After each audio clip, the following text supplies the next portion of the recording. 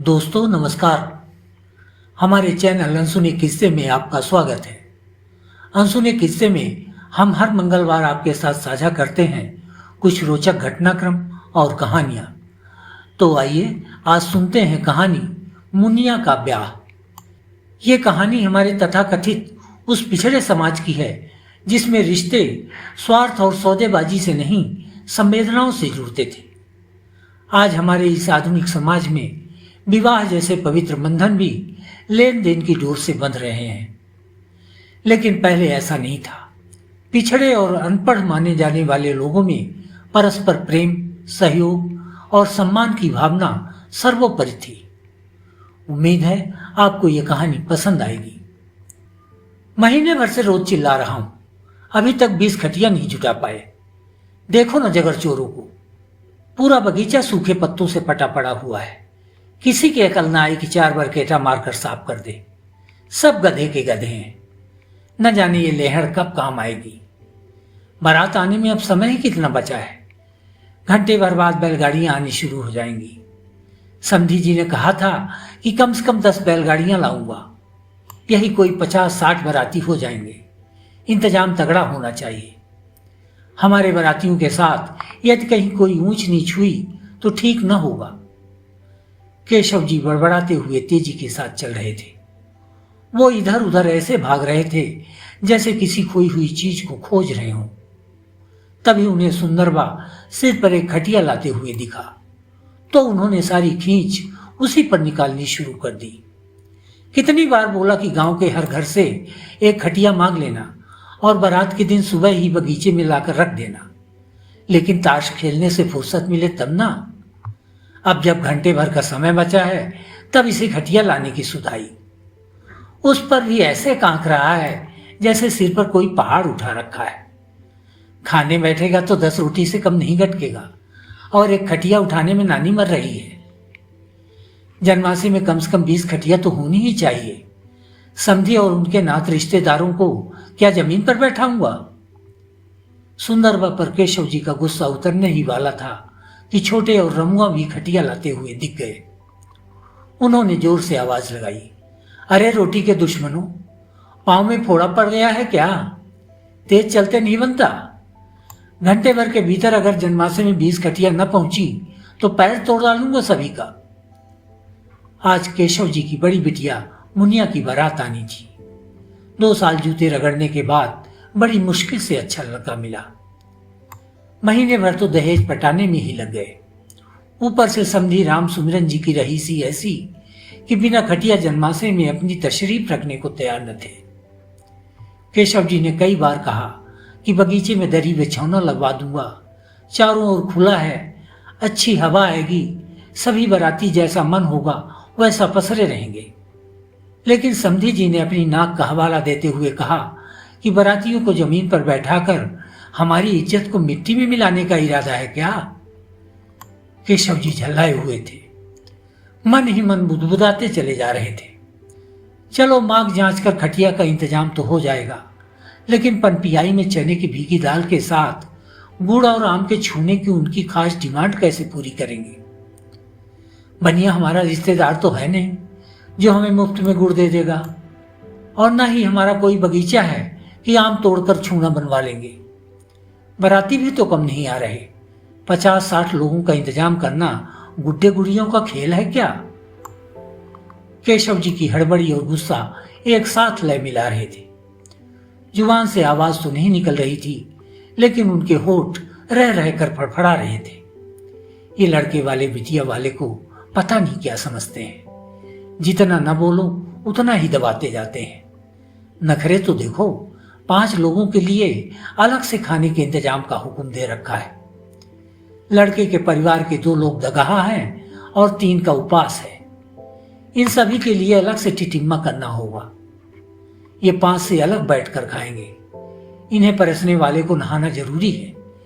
जब तक ये दगाहा और व्रती खा न लेंगे, परसने वाले तब तक न किसी को छुएंगे और न ही सूखे कपड़े पहनेंगे। बारात के स्वागत सत्कार को लेकर केशव जी की चिंता बढ़ रही थी। उन्हें डर था कि यदि कोई मीन मेख हो गई तो बाराती नाराज न हो जाए। अभी तक तो खटिया ही पूरी नहीं हो पाई, आगे भगवान जाने क्या होगा। तभी गांव के 8-10 लड़के खटिया लेकर बगीचे में पहुंच गए। लो कक्का, हो गई 20, और चाहिए हो तो बताओ, बगल वाले गांव से लाकर पटक देंगे। कितनी खटिया चाहिए बोलो? जब से हल्ला मचाए हो बेइज्जती हो जाएगी। हमारे रहते तुम्हारी बेइज्जती कैसे हो जाएगी कक्का? केशव जी ने पूरी 20 खटिया गिनने के बाद राहत की सांस ली और बगीचे में एक किनारे गौछा डालकर सुस्ताने के लिए बैठ गए। महीने भर से बिटिया के ब्याह के इंतजाम में थक गए थे, लेकिन थकान के बावजूद खुश थे। देर से ही सही लड़का अच्छा मिल गया।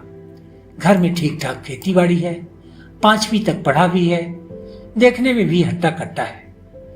केशव जी को यकीन था कि उनकी मुनिया ससुराल में सुख के साथ रहेगी। लड़के वालों की पूरे इलाके में अच्छी प्रतिष्ठा है, इसलिए अपनी हैसियत के मुताबिक उन्होंने दहेज में भी कोई कोताही नहीं बरती। केशव जी जब मुनिया की शादी तय करने गए थे तो समधी साहब ने हाल चाल पूछने के पहले ही अपनी नई बैलगाड़ी के लिए एक जोड़ी बैल की फरमाइश रख दी और उन्होंने झट से स्वीकार भी कर लिया। फिर समधन भी कहां पीछे हटने वाली थी। दरवाजे की ओट से उन्होंने भी अपनी मांग सुना दी।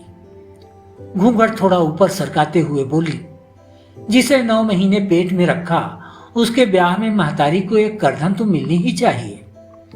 अभी पिछले साल ही पड़ोस की मनिया के बेटे की शादी थी। सोने का एक झुमका और आधा किलो चांदी की चमचमाती सांकल मिली थी। झुमका तो मेरे पास है, बस करधन समझी जी बनवा दें तो बड़ी बकरी की इज्जत रह जाएगी। केशव जी ने मन में सोच कर समधन जी की भी बात मान ली। मानते भी न कैसे, आजकल अच्छे लड़के मिलते ही कहाँ हैं।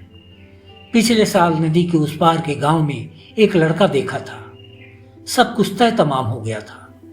बाद में गांव के ही एक छेलियार ने बताया कि तुम्हारा होने वाला पहुना नदी के भीट पर बैठकर गांजा सोट रहा था। उसके साथ 4-5 लफंगे और थे, सब टुंड थे। ताश के पत्तों के साथ रुपए ऐसे उड़ा रहे थे जैसे हवा में कोई पत्ता उड़ा रहा हो।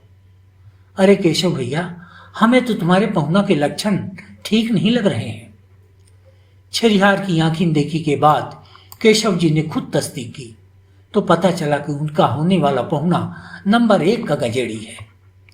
गांजे की 2 चिलम लगाने के बाद बात तक को नहीं फंसता। दूसरे दिन ही केशव जी ने जाकर यह कहकर रिश्ता करने से मना कर दिया कि भले ही हम गरीब हैं, लेकिन जानबूझकर अपनी बिटिया को कूड़ा में नहीं डालेंगे। इसके बाद उन्होंने साल भर फिर जूते रगड़े, तब जाकर अब ढंग का लड़का मिला। हालांकि लड़के के बाप के ठाट बाट देखकर पहले वह थोड़ा सहमे, लेकिन बाद में सोचा कि लड़के में गुण है, इसलिए थोड़ा बहुत तो उनके भी मन की करनी पड़ेगी। लड़का हाथ से निकलने न पाए, इसलिए उन्होंने फटाफट पंडित से ब्याह का सुदिन भी निकलवा लिया। उधार बाढ़ी लेकर केशव जी ने समधन के लिए करधन का तो जुगाड़ कर लिया, लेकिन बैलों की जोड़ी का इंतजाम न हो पाया। जब चारों ओर से आस टूट गई तो कलेजा कठोर कर उन्होंने अपने शंखू और झब्बू को ही ढील देने का फैसला किया। शंखू और झब्बू केशव जी की शान थे। जब ये दोनों सिर झटकते हुए खेतों में हल खींचते तो केशव जी का सीना चौड़ा हो जाता। केशव जी गहन सोच विचार में खोए थे। इसी बीच सुंदरबा दौड़कर उनके पास आया और चिल्लाते हुए बोला, कक्का, बारात नदी तक आ चुकी है। बाराती वहीं तैयार हो रहे हैं।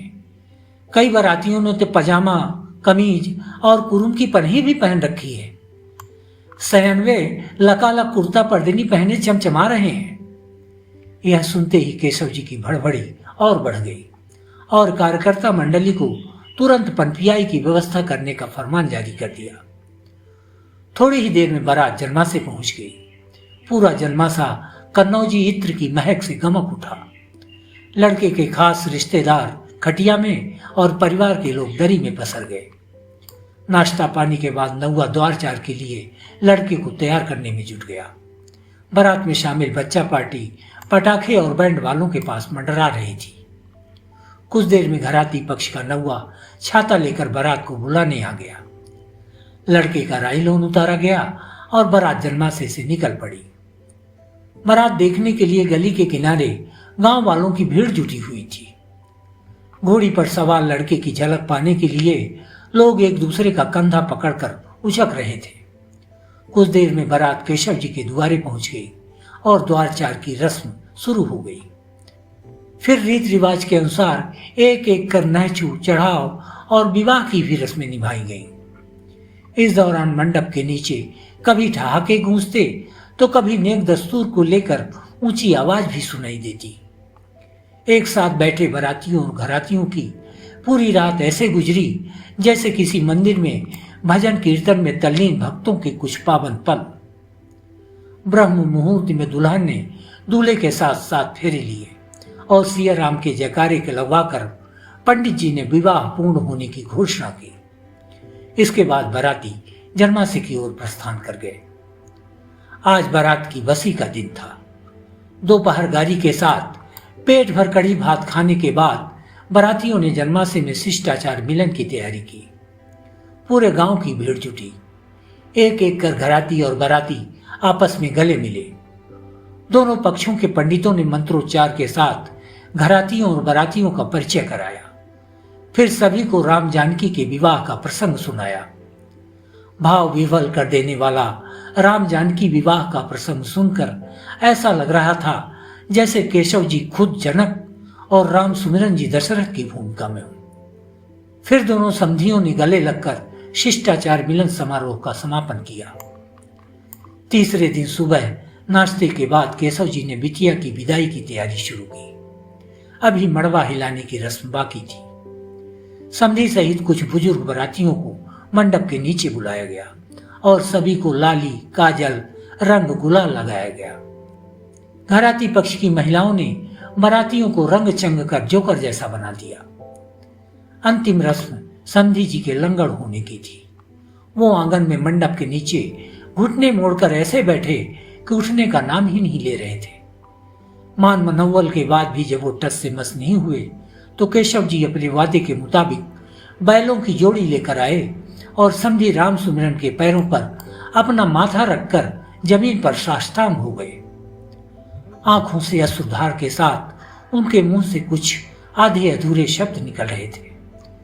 हजूर, मुझे यह तो मालूम था कि मेरी बिटिया एक न एक दिन इस घर से जरूर विदा होगी, लेकिन यह कभी नहीं सोचा था कि मेरे प्यारे शंखू और झब्बू की जोड़ी भी हमसे जुदा हो जाएगी। हमारी रोटी इन्हीं के आसरे थी। खेतों में मेरे साथ ये दोनों बराबर मेहनत करते थे। अब तक ये हमारी शान थे, आज मैं इन्हें आपको सौंप रहा हूं। समधी जी, इनका भी उतना ही ख्याल रखिएगा जितना मेरी मुनिया का। फिर केशव जी उठे और राम सुमिरन को दोनों हाथों से पकड़कर उनसे चिपक गए। केशव जी की आंखों से बह रही अविरल धार को देख राम सुमिरन जी की भी आंखें नम हो गईं। उन्होंने केशव जी की पीठ को दोनों हाथों से कसते हुए कहा, नहीं समधी जी, शंखू और झब्बू आपका ही हल खींचेंगे। वो हमेशा आपकी शान रहेंगे। मैं तो यहां से सिर्फ अपनी मुनिया बेटी को ले जाऊंगा। दोनों समधियों का भावुक मिलन देखकर वहां खड़े लोगों के साथ शंखू और झब्बू की भी आंखें छलक पड़ी। इसके बाद मुनिया दरवाजे पर सजी पालकी में बैठकर ससुराल की ओर रवाना हो गई। मुनिया बार बार पीछे मुड़कर अपने घर की ओर देख रही थी। उसे लोग तब तक निहारते रहे जब तक उसकी पालकी नजरों से ओझल नहीं हो गई। मित्रों, आपको ये कहानी कैसी लगी कमेंट बॉक्स में हमें जरूर बताएं। और हाँ, हमारे चैनल को लाइक, शेयर व सब्सक्राइब करना न भूलें। धन्यवाद।